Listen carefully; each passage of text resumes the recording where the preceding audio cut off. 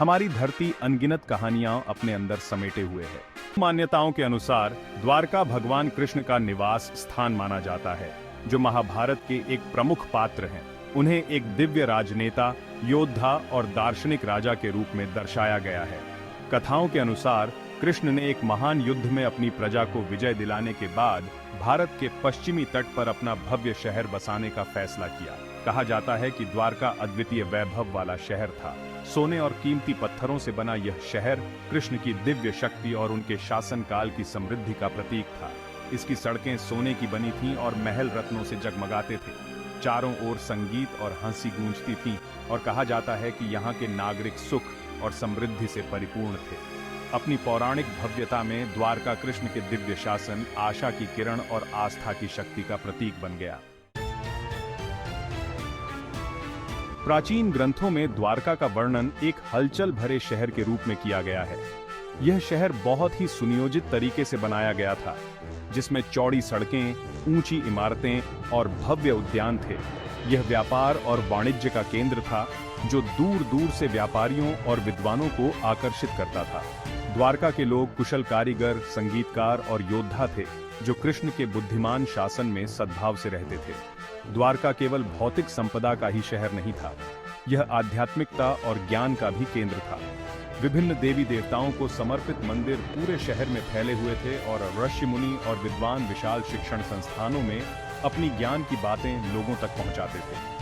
द्वारका की कथा एक आदर्श समाज की तस्वीर पेश करती है, एक ऐसा क्षेत्र जहां दिव्य शक्ति का साक्षात्कार होता था और जहां मनुष्य देवताओं के साथ सद्भाव से रहते थे।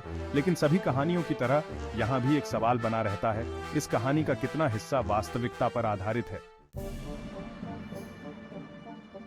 सदियों तक द्वारका की कहानी पीढ़ी दर पीढ़ी चली आ रही है, घरों और मंदिरों में सुनाई और दोहराई जाती रही है। लेकिन क्या यह सिर्फ एक मिथक था, प्राचीन कहानीकारों द्वारा गढ़ी गई एक कल्पना, या फिर कहानियों की परतों के नीचे कोई सच्चाई छिपी हो सकती है?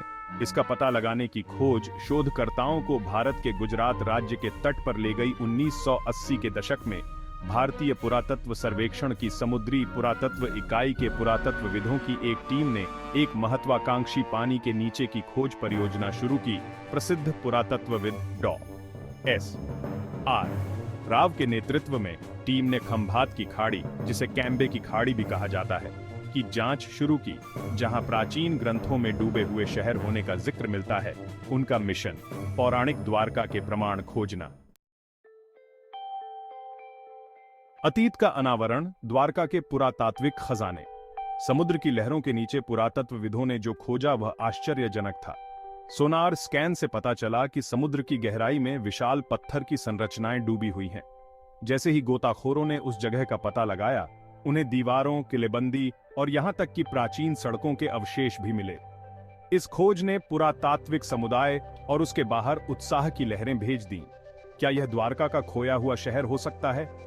इस जगह से प्राप्त कलाकृतियों ने द्वारका को लेकर और भी रहस्य और आश्चर्य पैदा कर दिया। सतह पर लाई गई चीजों में मिट्टी के बर्तनों के टुकड़े, मोती और हजारों साल पुरानी अन्य कलाकृतियां शामिल थीं। इन खोजों ने एक प्राचीन सभ्यता के ठोस प्रमाण प्रदान किए, जो इस डूबे हुए शहर में फल फूल रही थी। दीवारें बोलती हैं वास्तुकला और कलाकृतियां।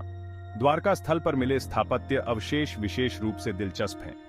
विशाल पत्थर की दीवारें, जिनमें से कुछ की लंबाई और ऊंचाई कई मीटर है, एक भव्य पैमाने पर बने शहर का सुझाव देती हैं। जिस सटीकता के साथ पत्थरों को काटा गया और एक साथ जोड़ा गया, वह द्वारका का निर्माण करने वाले लोगों के उन्नत इंजीनियरिंग कौशल को दर्शाता है। इस जगह से मिले मिट्टी के बर्तनों के टुकड़े भी एक कहानी कहते हैं। उन पर जटिल डिजाइन और पैटर्न बने हैं, जो द्वारका के निवासियों की कलात्मक संवेदनशीलता को दर्शाते हैं।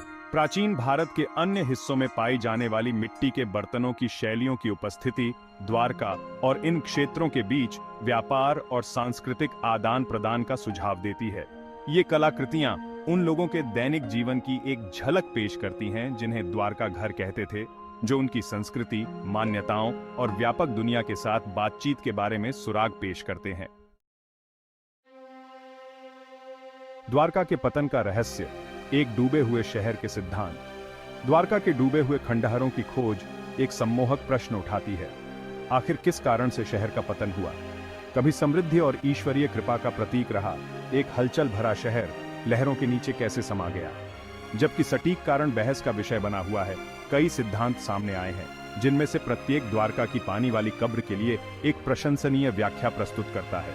कुछ शोधकर्ताओं का मानना है कि द्वारका का डूबना एक क्रमिक प्रक्रिया थी जो पिछले हिमयुग के अंत में ग्लेशियरों के पिघलने के कारण समुद्र के स्तर में वृद्धि का परिणाम थी। यह सिद्धांत भूवैज्ञानिक साक्ष्यों द्वारा समर्थित है जो बताते हैं कि हजारों साल पहले समुद्र का स्तर काफी कम था। जैसे जैसे बर्फ की परतें पिघलती गईं, महासागरों का जल स्तर बढ़ता गया, जिससे धीरे धीरे द्वारका जैसी तटीय बस्तियां डूब गईं। एक और सिद्धांत प्राकृतिक आपदाओं की संभावना की ओर इशारा करता है। द्वारका जिस तटीय क्षेत्र में स्थित है वह भूकंप और सुनामी से प्रभावित है। एक शक्तिशाली भूकंप ने एक विशाल सुनामी को जन्म दिया होगा जिससे पानी की दीवारें शहर में आ गिरी होंगी और कुछ ही घंटों में इसे जलमग्न कर दिया होगा। इस तरह की घटना की अचानक और विनाशकारी प्रकृति द्वारका के विनाश और तेजी से डूबने की व्याख्या कर सकती है। कुछ शोधकर्ताओं का मानना है कि प्राकृतिक और मानव निर्मित कारकों के संयोजन ने द्वारका के पतन में योगदान दिया। तटीय कटाव शहर की विशाल संरचनाओं के भार के साथ इसकी नींव को कमजोर कर सकता है, जिससे यह प्रकृति की शक्तियों के प्रति अधिक संवेदनशील हो गया। घटनाओं का सटीक क्रम जिसके कारण द्वारका जलमग्न हो गया हमेशा के लिए एक रहस्य बना रह सकता है, लेकिन उत्तर की खोज हमारी कल्पनाओं को मोहती रहती है। द्वारका की कहानी प्रकृति की शक्ति और मानवीय प्रयासों की क्षणभंगुरता की एक कठोर याद दिलाती है। दुनिया भर के तटीय शहर समुद्र के बढ़ते स्तर और चरम मौसमी घटनाओं के निरंतर खतरे का सामना कर रहे हैं। द्वारका के भाग्य से सीखे गए सबक आधुनिक शहरी नियोजन और आपदा तैयारी रणनीतियों को सूचित कर सकते हैं। द्वारका और अन्य जलमग्न बस्तियों के भूवैज्ञानिक और पुरातात्विक साक्ष्यों का अध्ययन करके वैज्ञानिक और पुरातत्वविद जलवायु परिवर्तन और समुद्र के स्तर में वृद्धि के दीर्घकालिक प्रभावों के बारे में बहुमूल्य अंतर्दृष्टि प्राप्त कर सकते हैं। यह ज्ञान हमें आज तटीय समुदायों के सामने आने वाली चुनौतियों को बेहतर ढंग से समझने और भविष्य के लिए स्थायी समाधान विकसित करने में मदद कर सकता है। द्वारका की कहानी जीवन के सभी क्षेत्रों के लोगों को आकर्षित और प्रेरित करती रहती है। पुरातत्वविदों के लिए यह लहरों के नीचे संरक्षित एक प्राचीन सभ्यता का अध्ययन करने का एक अनूठा अवसर प्रदान करता है। इतिहासकारों के लिए यह भारत के समृद्ध अतीत और इसके भाग्य को आकार देने वाले महान व्यक्तियों के बारे में आकर्षक सुराग प्रदान करता है। लाखों हिंदुओं के लिए द्वारका एक पवित्र तीर्थ स्थल बना हुआ है, एक ऐसा स्थान जहां कहा जाता है कि ईश्वर ने पृथ्वी पर कदम रखा था। कृष्ण और उनके शानदार शहर की कथा पीढ़ी दर पीढ़ी चली आ रही है, जो हमें आस्था, मिथक की स्थायी शक्ति और अतीत से जुड़ने के लिए मानव आत्मा की शाश्वत खोज की याद दिलाती है। आज गुजरात का तटीय शहर द्वारका अपने पौराणिक नाम की स्थायी विरासत के प्रमाण के रूप में खड़ा है। पूरे भारत और उसके बाहर से तीर्थयात्री इस पवित्र शहर में द्वारकाधीश मंदिर के दर्शन के लिए आते हैं। माना जाता है कि यह कृष्ण के महल के स्थान पर बनाया गया था। प्राचीन द्वारका के डूबे हुए खंडहर पुरातत्वविदों और समुद्री खोजकर्ताओं का ध्यान अपनी ओर खींचते रहते हैं। चल रहे शोध और अन्वेषण प्रयास इस गूढ़ शहर के बारे में और भी रहस्यों को उजागर करने का वादा करते हैं। इसके इतिहास, संस्कृति और लहरों के नीचे इसकी डिस्पेरिशन के आसपास की परिस्थितियों पर प्रकाश डालते हैं। द्वारका की कहानी मिथक, इतिहास और वैज्ञानिक खोज से बुनी गई एक कहानी कल्पना को मोहती रहती है, जो हमें हमारे ग्रह की सतह के नीचे छिपे रहस्यों और हमारे वर्तमान और भविष्य को आकार देने के लिए अतीत की स्थायी शक्ति की